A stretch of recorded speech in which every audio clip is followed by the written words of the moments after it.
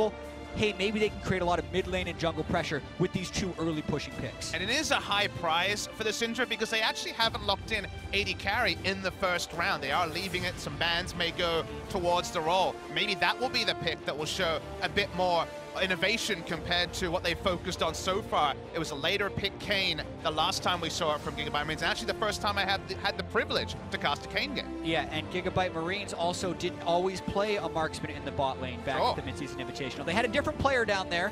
No way they have a lot more faith in his ability to carry in this meta with Lulu as support, but I wouldn't be too surprised if they pull out the I looked in his champion pool when it came to what I was playing Korean solo queue. There was definitely some zigs there, so don't count it out. Well, if they have enough physical damage, Kayn could be enough for that one. Of course, you still need to balance your team compositions out.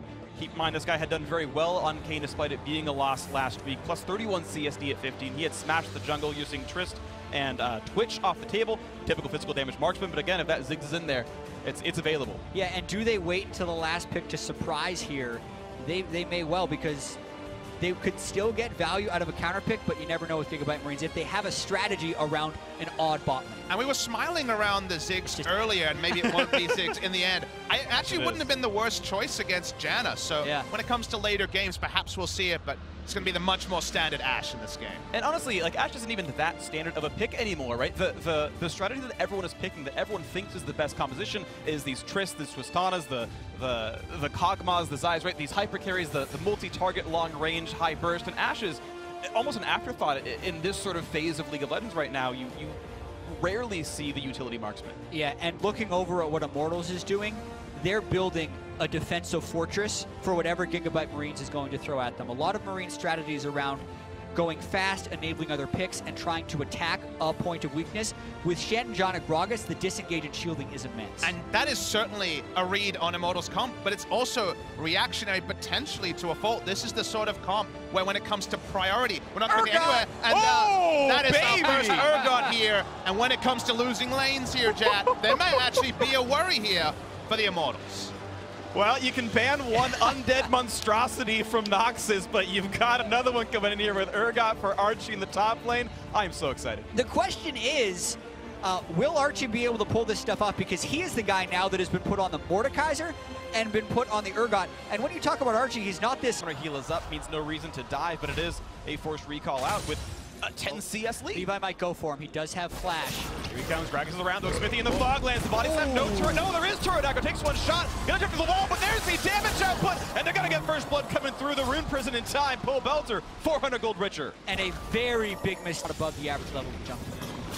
The fight into the jungle, though. The two of them coming in through. Here comes the Shen to re-engage. The 2-on-2 about to join junglers and top laners. A taunt is across. And can they knock down Ark? He's going to try to get the damage across the ulti, but they kill him in time. So the trade kill comes through for Levi. That was nearly a fear beyond death kill across. Now the mid laner's in as well as Optimus now running for his life. He's a bit low, 400 HP. Smithy still on the chase. Levi putting in the damage as well. Has the mana to keep going. Smithy in the 1-on-1 still going against Optimus as well. Who's going to get it? The flash to chase in. The knockback is there. The barrel not going to get the kill. It's a 2-for-1 trade advantage. Gigabyte Marines. Decision there for Smithy was to go for the kill, left his mid laner completely in the lurch, died with heal up, knew he would not get out. The consistent DPS of these melee assassins like the Kayn will just take you down.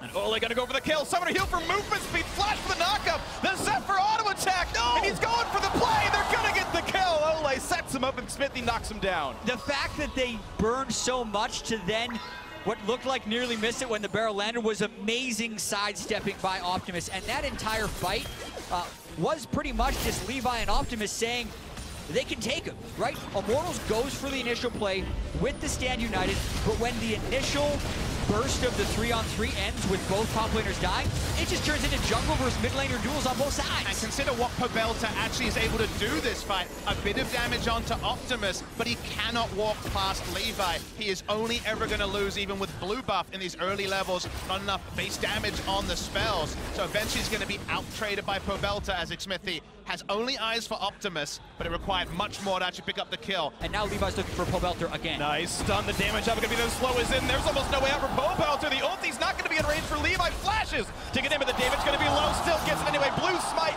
It's personal on that one. Levi takes him down. And that's the bonus. That's the cherry on the top of the bot lane turret into the Infernal. Getting the kill mid lane as well. Pobelta complimented in stats, complimented earlier in this cast for absorbing pressure. Him going down there is definitely an upsie. and he got counterpicked. Keep in mind, the Syndra was blinded first round red side, and Phobos said, okay, little schedules going and find advantages. But what the Marines need to do is find a way to finish off the very low health turret in mid lane. Makes these Soda plays so much more reliable. Usually deep vision and Levi poking around the back might actually get Cody Sun and Ole to move out. Notice that Cody Sun with his cheaper build has 2 items already, has Hurricane. Very hard to push him through. They're going for Pobelda. They're gonna find the slow. He's got the Realm Warp, but no, Zhonya's no flash. The stun's gonna land anyway, and the kill goes to Levi. He's on a rampage, 4 straight kills for him. After the first blood, 3,000 gold lead, and now pressure continues onto this one. Smithy gonna join the top lane now to try to push out Archie if he can get away with this. Flame getting a bit low. The flash, the taunt gonna be there as well. They might have the burst damage. The fear beyond death not quite gonna come through. No, it is. He's gonna eat him, but he's gonna get the kill. He's gonna get the terrify. The duo lane comes back in. Ole gets the kill credit, unluckily for them. But look at the bot lane. So much they never responded to the Marines push bottom. Come on, down. Just walk there slowly. Levi, that's gonna power this down. That inhibitor almost definitely going to fall. Immortals have lost 2 with Powalter dying earlier. Smithy cannot stop this easily. Levi gonna wait, make it happen? No, they don't quite have the time for it. Now Optimus gotta be in danger. He's taking the auto attack. No flash on Optimus. He does have a Lulu, though. Here's the Lulu and the knock-up, and they're all going to be okay, but that was close. Inhibitor stays alive. And you might think that not taking down the inhibitor is the critical factor, but in all of this, they do get mid lane outer. They get more control over the map. Immortals now only have the dregs of map pressure. Gigabyte Marines. Immortals is trying to pull off the Rise play bottom lane, but they're actually should be going for better. There's the burst. This could be the kill to expand the damage, but not quite there. No ulti. Going to do enough damage now, and now Ole gonna force to run away. Gets smited, slowed down by Levi. Not gonna land the W. Slow, but still on the chase. Ulti to buy a little bit more distance. He's gonna have the auto attack. Powalter gonna go for the kill. Can't quite get him just yet. Finally, actually just running away and dying. You're right. So Flame not getting anything. 2 for 0 now. Gigabyte Marines on an almost uncontestable Baron. He may not be the best team fighter, but 1v2, he can do dirty things. Takes down the Rise. This Baron's free. Well, Smithy has Smite. He's done it so well in North America, but he's getting shot down by Ash. The flash to chase down. No way, says no way for you. And the Baron goes down, picked up. Now Cody's son, but he's up against Barrier. Only picks up 1 kill. Can he trade with no way? Guiding Surprise says no. 2 month lifesteal. And that sequence of events is how Marines get you sometimes, because the fact that Immortals then sent Pobelter down bottom couldn't even deal with.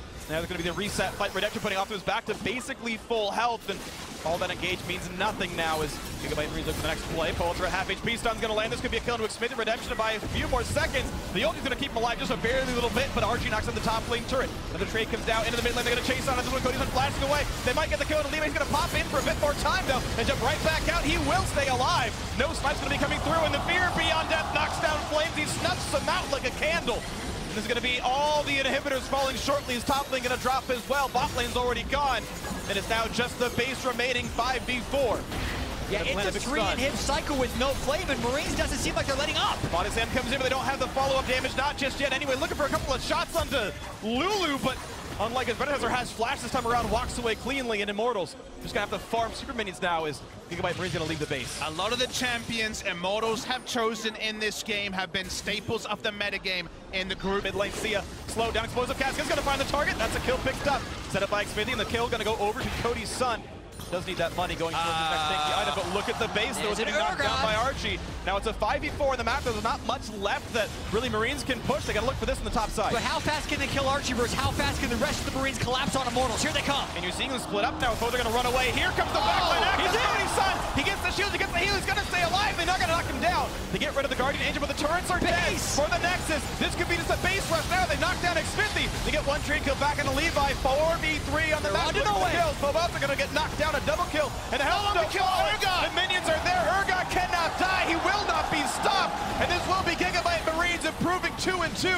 They tied the head-to-head. And this is the game that had to happen if Marines want to make top 8. They've done step 1. They just made the day so much more interesting. This keeps pretty much every group possibility alive. The casting group woke up early in the morning, had breakfast, and said, this group might be settled after 2 games. Gigabyte Marines were not at that meeting. They had their own thoughts. It blows the group wide open. And now the Marines have beaten 2 out of 3 in the group. And it means that this group might go down to the wire. And it proves that you can never count